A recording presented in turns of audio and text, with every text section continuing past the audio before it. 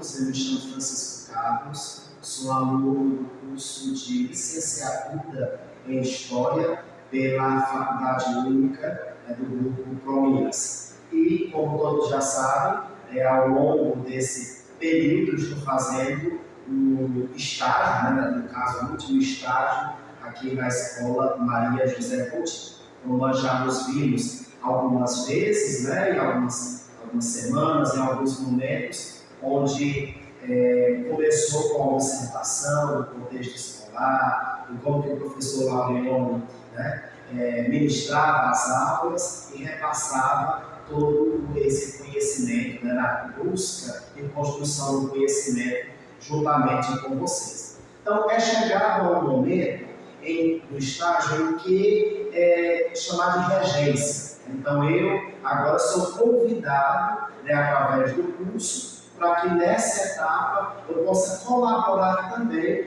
com o conhecimento de vocês, e ministrar uma aula, e gravar essa aula para que a gente possa, assim, contribuir para a formação e o término dessa disciplina.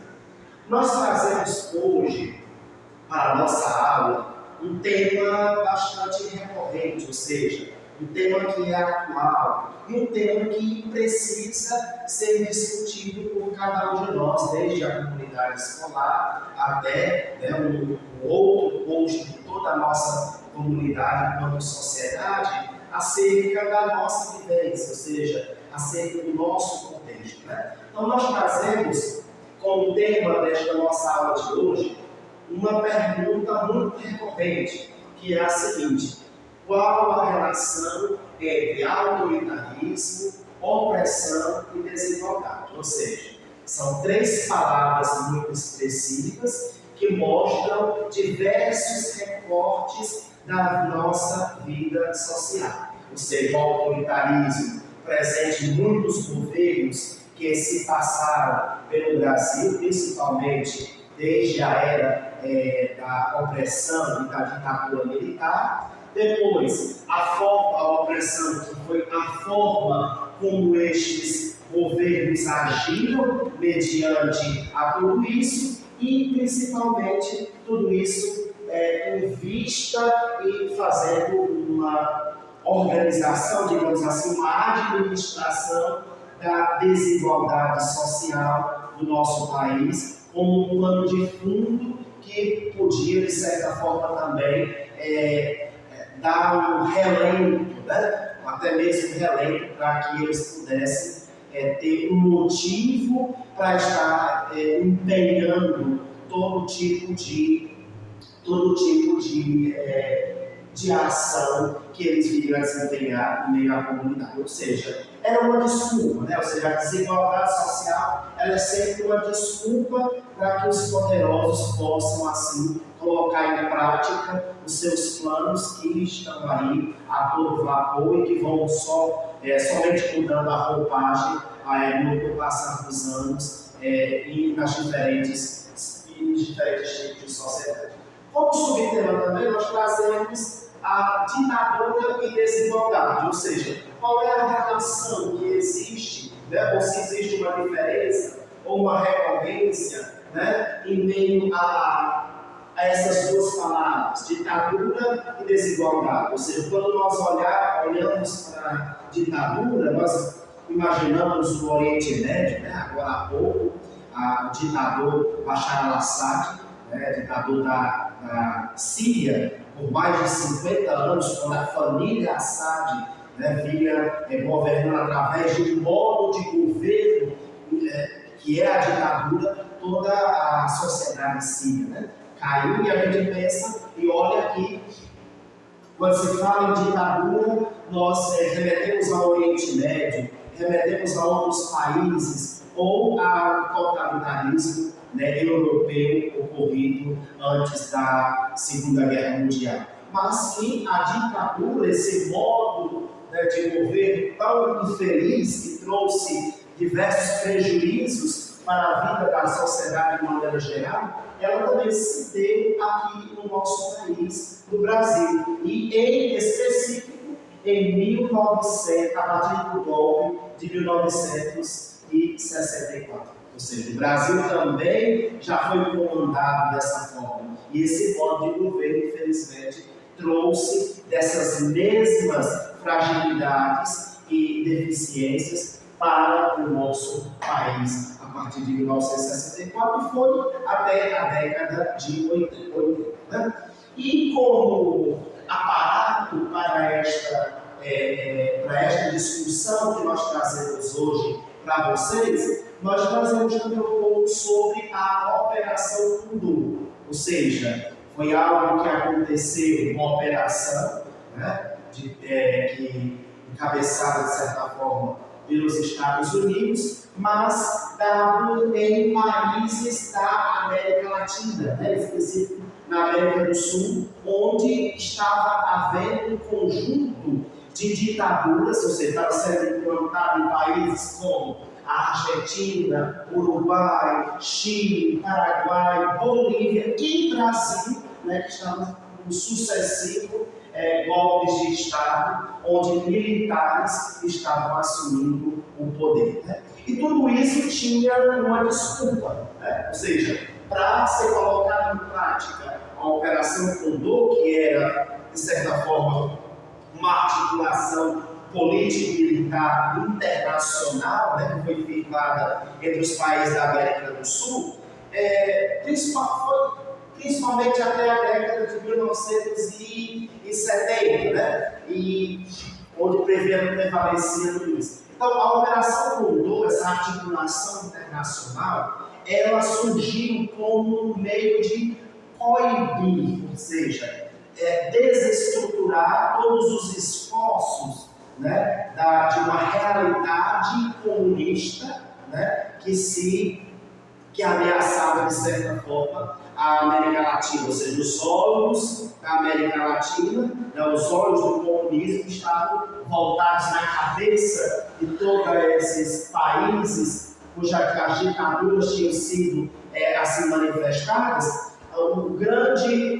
De certa forma, o grande intuito e motivo era esse perigo, né? Esse perigo do comunismo se instalar aqui. Então, a Operação Condor nasceu com isso: coibir e desarticular as estruturas que haviam sido formadas em todos esses países para que as guerrilhas, que era o meio pelo qual o comunismo tentou se instalar nesses países, pelo menos em tese. Né? Então, houve esse acordo de cooperação entre esses países da América Latina, né, da América do Sul, para tentar, de certa forma, coibir e destruir toda essa articulação estrutural entre o comunismo dentro de cada uma dessas nações. Então, como objetivo, nós já vimos que é revelar as estruturas das organizações político-revolucionárias e o contexto que a gente traz, que a gente tem, aliás, em meio a todo esse período aqui, é um contexto muito conturbado da América Latina. Então, como eu falei, cada um desses países, né, desses 6 países, eles viviam uma ditadura. Ou seja, o Brasil se antecipou em meio a todas essas, a implantar uma ditadura militar, né? Ou seja, a sua militarização do Estado. E tudo isso estava em 1964. Então, esses países se colocaram numa ajuda mútua encabeçada pelos Estados Unidos, né, através do Serviço de Inteligência norte-americano, e onde cada serviço de inteligência de cada um dos 6 países eram responsáveis de estar informando a cada um deles qualquer tipo de aliança ou organização, né, contra cada um desses países, desse eixo em que se deu a Operação Condor. Então, por exemplo, no Brasil, como o caso dos jornalistas, né, que tramavam, que eram no Paraguai, que tramavam algo a respeito do governo no Paraguai, mas estando aqui no Brasil e com uma ligação com a equipe revolucionária comunista presente, né, as escúrias, né, na organização aqui no Brasil, já passava, né, tudo que o Brasil, assim, o Serviço de Inteligência Brasileiro, já passava para o Paraguai qualquer tipo de influência ou organização revolucionária comunista para o seu colega, né, nesse eixo contra a Revolução. Então, outro contexto bastante importante para que se acendessem os olhos para a chamada Operação Condor foi a influência da Revolução Cubana tida em 1954. Ou seja, Fidel Castro, grande líder, né, da Revolução em Cuba, montou uma espécie de guerrilhas, ou seja, em cada região montou uma espécie de guerrilhas em que essas guerrilhas iam tomando, de certa forma, território, derrubando governos, atraindo a atenção das multidões nesse sentido, de pessoas simpatizantes, para fortalecer o movimento em cada uma destas regiões, para que pudesse marchar, né, por todo o país, ganhando força e atenção e principalmente adesão da população em meio a tudo isso. Esse foi o grande segredo da Revolução Cubana de 1954, tendo Fidel Castro como grande líder, né? Então, outros países, a partir desta revolução, passaram a olhar como uma grande possibilidade de se montar esse meio de produção, essa forma de produção e governo que é o comunismo também em seus países. Ou seja, a partir disso, formaram-se o antigo Partido Comunista do Brasil, né? Começou lá com seus antigos líderes, que ora passaram a ser perseguidos, depois veio a Operação Condor, chamada aqui no Brasil de Operação Carcará, né? Passaram a ver a Revolução Cubana como uma grande possibilidade, né, de se afastar do imperialismo, né, norte-americano e assim também trazer como uma realidade esse modo de produção que é o comunismo também aqui para o Brasil. Então, a forma como Fidel Castro toma o poder em Cuba e forma esta revolução se tornou atraente para os olhos dos demais entes simpatizantes revolucionários em cada um desses países. Então, era o pano de fundo e a desculpa ideal que todos esses países, e principalmente os Estados Unidos, né, que de certa forma deu todo um aparato direto e indireto para que esses países pudessem colocar de certa forma, né, professor Flávio, colocar de certa forma em prática a Operação Condor. Outro fato bastante importante para se contextualizar esta época foi a Organização de Solidariedade Latino-Americana, ou seja, a OLAS, né, fundado em 1962 pelo mesmo líder da Revolução Cubana em Cuba, Fidel Castro. Ou seja, Fidel Castro queria expandir os ideais revolucionários, né, desde a América Central para também a América do Sul. Ou seja, queria que houvesse uma frente ainda maior de combate ao imperialismo norte-americano. Então, fazer com que se difundisse esse ideal e a implantação, né, a apresentação desse meio de produção revolucionária dada pelo comunismo, né, para todas essas frentes desses países, para que pudessem juntos, assim como eu disse,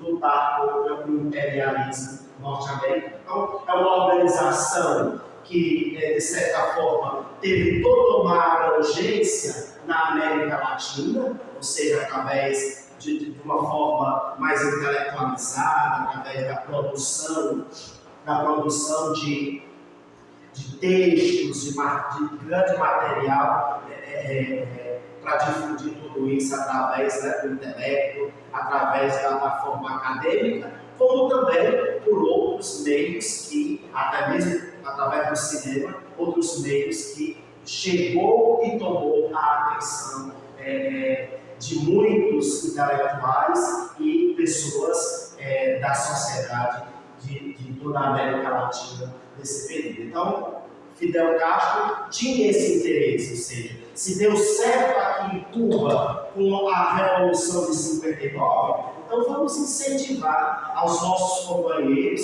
também da América do Sul, para que eles possam conhecer os ideais da Revolução Cubana e, a partir daí, enfrentar o imperialismo brasileiro e as desigualdades existentes dentro de cada um desses países. Desigualdades estas onde cada país tinha a sua particularidade. Ou seja, como é hoje, indiscutivelmente, cada país tem a sua singularidade, cada sociedade tem o seu jeito, a sua forma de agir e de pensar. Então, Fidel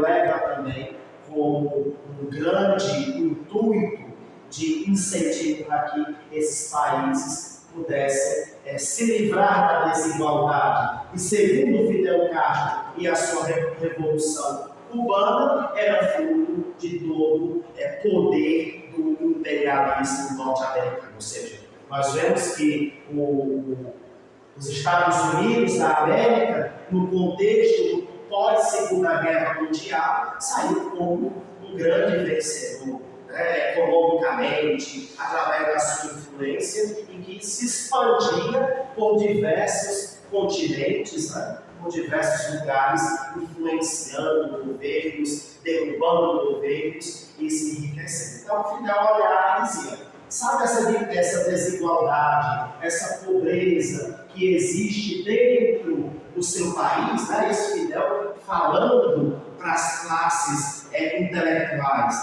para a sociedade, para os produtores, para aqueles que tinham grande influência dentro da sociedade. Então, sabe essa desigualdade que existe no seu país, que assola as pessoas, os cidadãos? Pois é, ela é fruto do imperialismo atual, do imperialismo norte-americano.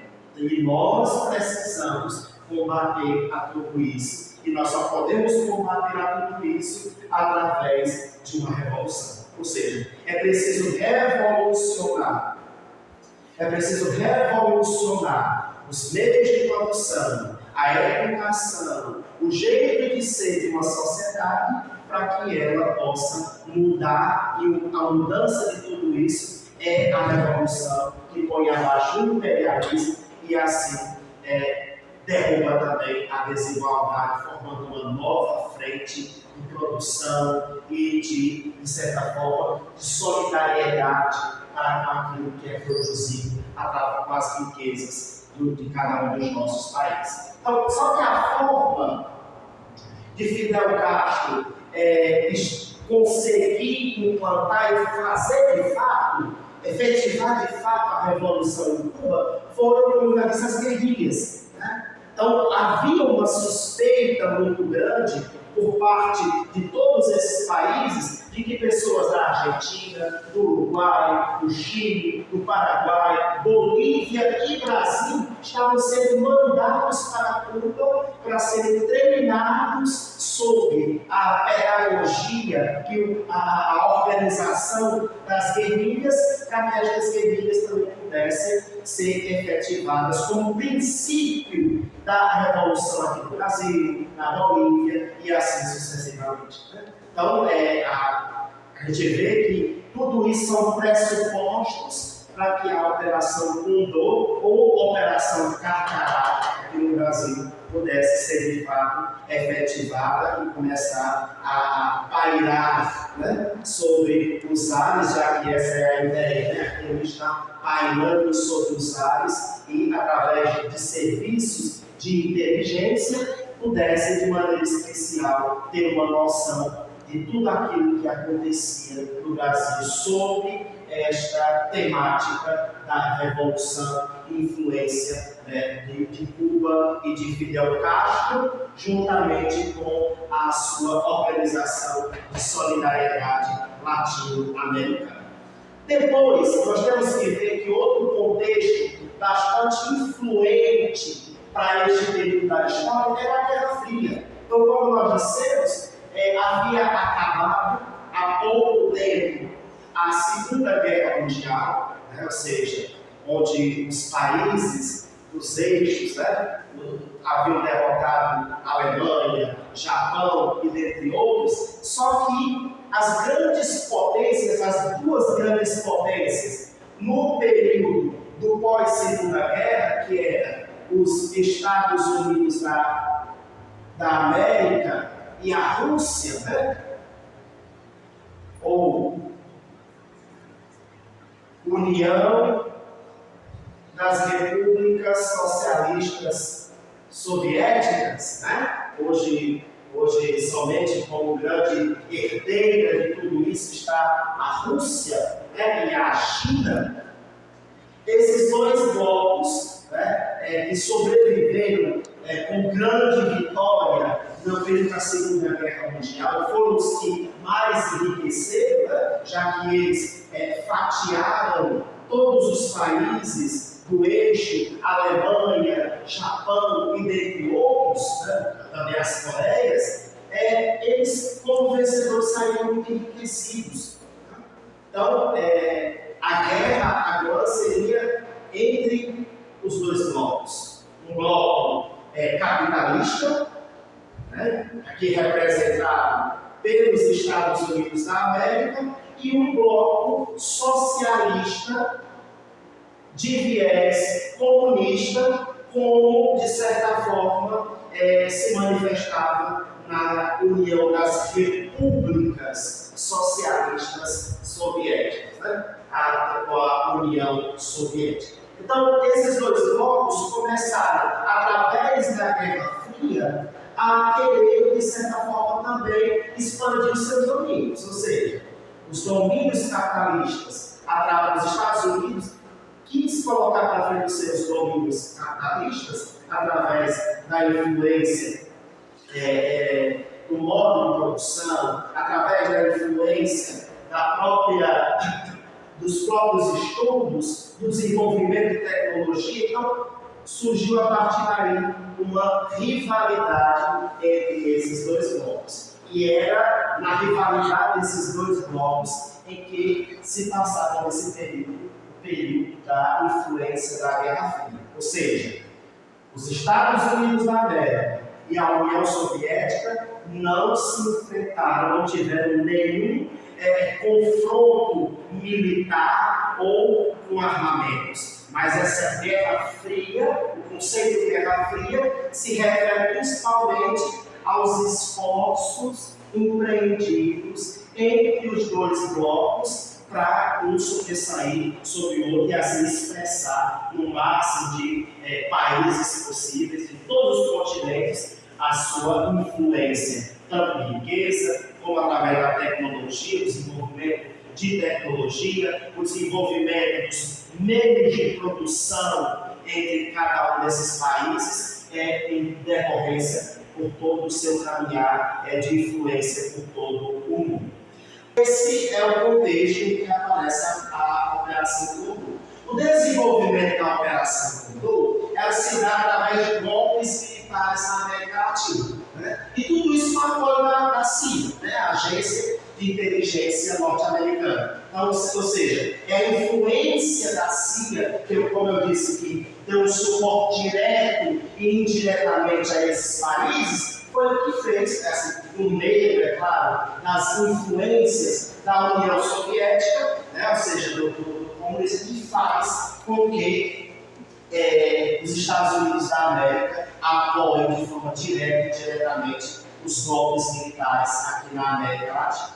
Então, tudo isso se deu criando aparelhos de repressão, ou seja, já que foi gente do Brasil, da Bolívia, do Uruguai, do Chile, para serem treinados pelas milícias, da Revolução Cubana. Então, se existe essa infiltração dentro de cada um desses países, a Operação Condor, nessa ajuda mútua internacional desses países, criam aparelhos de repressão a esses grupos e a todos aqueles que pudessem difundir o idealismo, ou seja, o ideal comunista em cada um desses países. Depois, como forma de desenvolvimento maior que se deu essa operação, nós temos o assassinato de Orlando Letelier, ou seja, o governo de Pinochet, ou seja, amante de Henry Kissinger, que era um secretário de Estado dos Estados Unidos.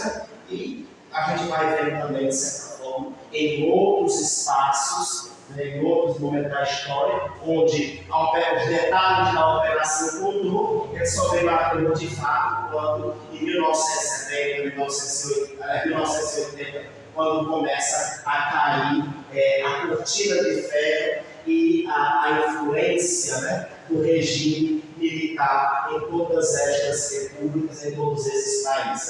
Então, ou seja, vai aparecer um pouco daquilo que se deu na Operação Condor em cada um desses espaços, cada um desses do país. Ou seja, existe até indícios hoje, não sei se de teoria da conspiração, ou de que o próprio Jango, que estava na Argentina, teria sido também assassinado misteriosamente a mão do governo militar brasileiro, através do serviço de inteligência da Operação Condor. Acredito também que Juscelino Kubitschek, no seu acidente de carro, tenha sido algo muito bem representado com relação a isso.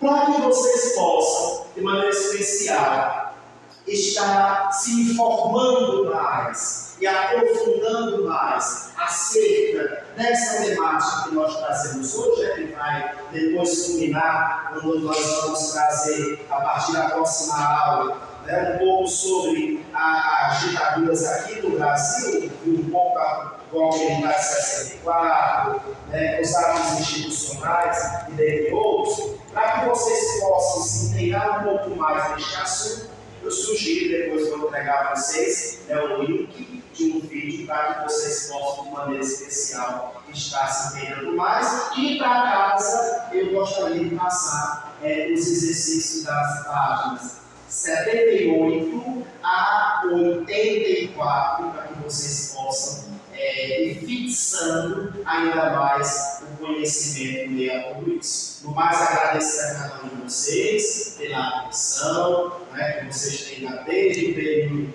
que eu vim para fazer a observação e principalmente agora no período de regência. Agradecer ao professor Antônio por todo o apoio, por explicar a gente desde o período de planejamento até quando a gente fez para começar esse período de regência em meio aqui às férias dos 16 anos aqui da escola Maria José Coutinho.